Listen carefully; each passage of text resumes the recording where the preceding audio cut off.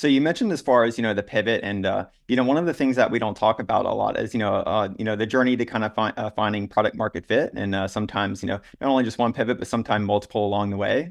So could you kind of like walk us through, what that experience was like and like some of those kind of insights that led to kind of finding product market fit were? Yeah, I wish I could say like, we just knew we didn't have product market fit. And then we had this aha moment and we figured it out. But it was more like we were sort of irrationally, you know, believed in our original idea to the point of like trying to force it to have product market fit.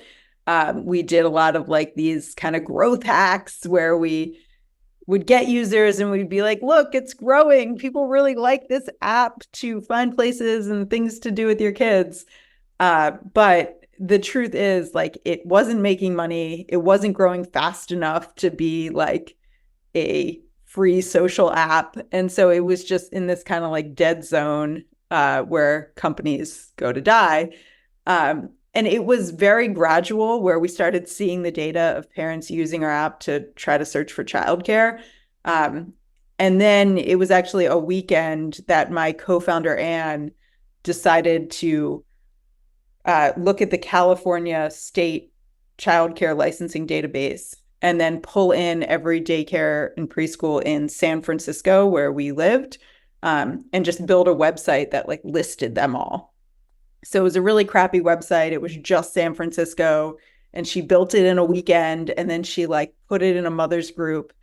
And I was like, Anne, like, why are you doing this? This is dumb. And she's like, oh, it's another one of these growth hacks. We'll get people to use this, and then they'll download our app and they'll love all the other things we do.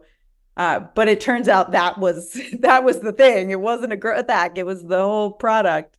And we kind of saw really quickly after we shared it in that mother's group that like it was, we had been sharing in that same mother's group, like all the things we were building, and our posts would always get ignored or like blocked.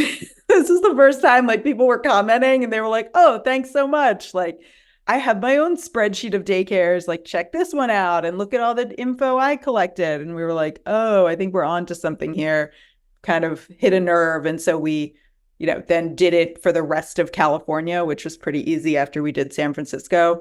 And we started to see not only were people using our website with all the daycares and preschools, but we started getting some SEO traffic, which is now a major part of our business. And so we were like, okay, this is kind of a sort of product market fit we hadn't felt with our other thing. And I kind of like describe it as like, you don't know, like when you don't have product market fit necessarily, but when you have it, you kind of are like, oh, this is it. That other thing was not it. This is it.